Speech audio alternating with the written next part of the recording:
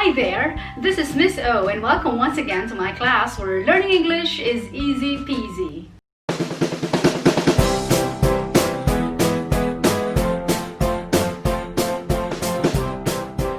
I'm so happy to see you all again today. But before we start with our lesson, let's watch this video first. So we have Cyril, Cyrene, Buzz, and Nigel in this video. Observe what the children were doing at their rooftop yesterday morning.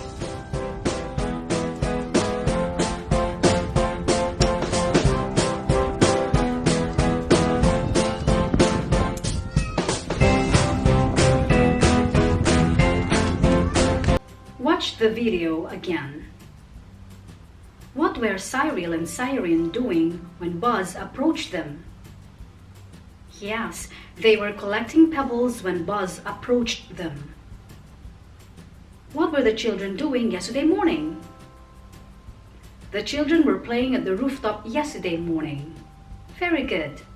What have you noticed with the verbs that we used? Yes, depending on the subject, we have was or were plus verb with ing. This form is called the past continuous or the past progressive. In today's episode, we will discuss what the past continuous is all about, its forms, along with its uses. We use the past continuous to talk about an action or situation that was going on around a specific time in the past. For example, what were the children doing at 9 o'clock yesterday morning? Yes, they were playing. To understand this better, look at the timeline and answer my questions. The waves that you see in this timeline represent the action that is going on at around 9 o'clock yesterday morning. Did the children start playing before 9 o'clock? Yes, good. Were the children playing after 9 o'clock? Yes, right. Was this action in progress at 9 o'clock? Yes, great. Again, the past continuous is used to talk about an action or situation that was in progress around a specific time in the past. We also use the past continuous to talk about several activities that were in progress at the same time in the past. For example, at 9 o'clock the children were playing and I was taking a video of them.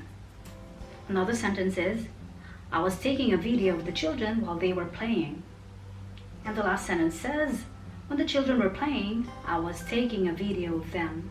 In the first sentence, I used and 9 o'clock to show that there were two activities going on at the same time in the past.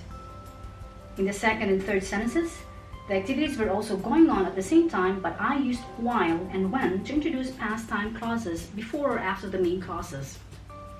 Past time clauses can't stand on its own as a complete sentence, and they are introduced with before, when, while, and after.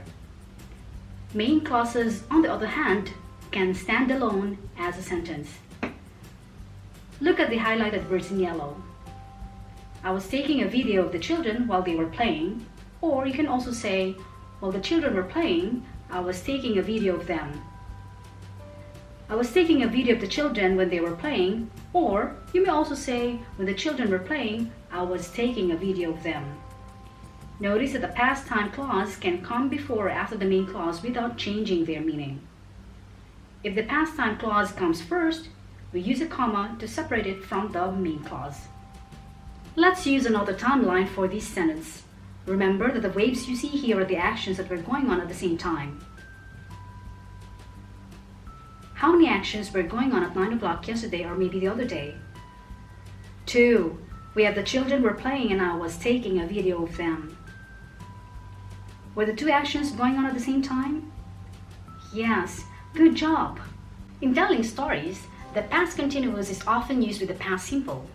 The past continuous is used at the beginning of a story to describe background actions or situations that are happening simultaneously with the main events of the story. The past simple, on the other hand, is used to describe the main events of the story. Let me share this story as an example of this. Yesterday, while I was walking, I saw a bear along the road. I got scared, of course. I was thinking of running away from it when it started to roar. Its roar was deafening that it left me speechless.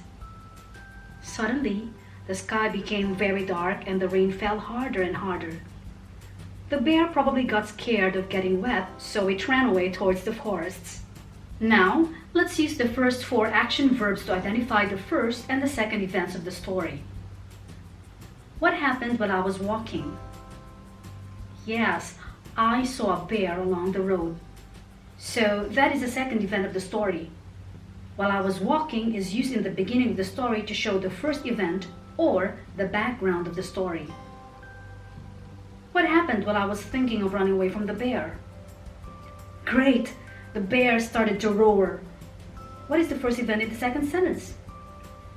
Good! I was thinking of running away from the bear. How about the second event? It started to roar. Great job! Lastly, the past continuous is used to talk about an activity that was going on in the past and interrupted by a complete past action. To understand this, let's go back to the first 2 sentences of the story about the bear that I saw along the road while I was walking yesterday. The activities in progress serve as the background, while the past actions that interrupted the activities in progress are the main events of the story. Look at these timelines and observe what happened while another activity was happening in the past. The waves show the actions in progress and the complete past actions that interrupted the actions in progress. In the first timeline, did I start walking before I saw the bear? Yes, well done. Was I still walking when I saw the bear? Yes, great. Did I stop walking for a while when I saw the bear? Yes, fantastic. Why? Because I got scared of the bear and that interrupted me from walking. In the second timeline, did I start thinking of running away when the bear roared? Yes, great job. Was I still thinking of running away when the bear roared? Yes, good.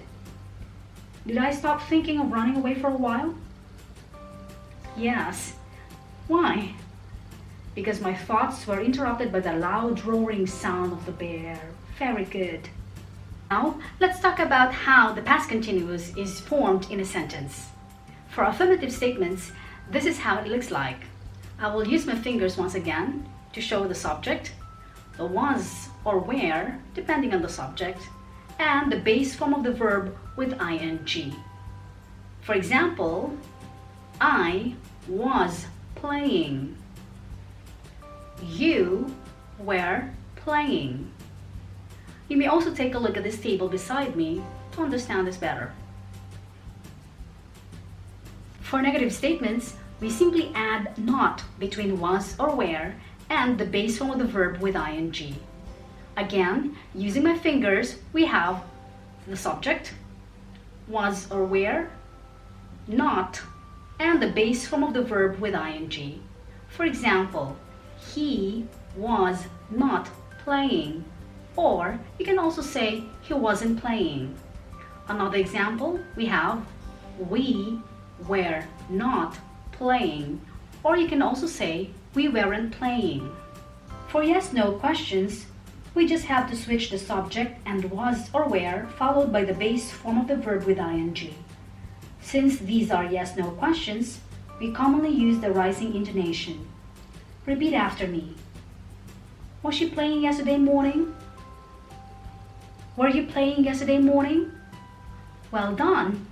To answer yes/no questions, we either answer yes, she was, or no, she wasn't. In writing, use a comma between yes or no and the subject. Make sure yes agrees with was or were and no agrees with wasn't or weren't. So we say, yes, I was, or no, you weren't. For information questions, look at the table and notice how they are formed. Yes, we start with any of these WH words followed by was or were. Next is subject, then the base form of the verb with ing, and the question mark, especially when you're writing these questions. In speaking, we commonly use the following intonation for WH questions. Would you like to repeat after me? Who were you watching? When were they leaving? Great! That's all for Miss O's English class today. If you like this video, please click like, subscribe, and don't forget to hit the bell button so you get notified for the next video. Thank you and stay safe.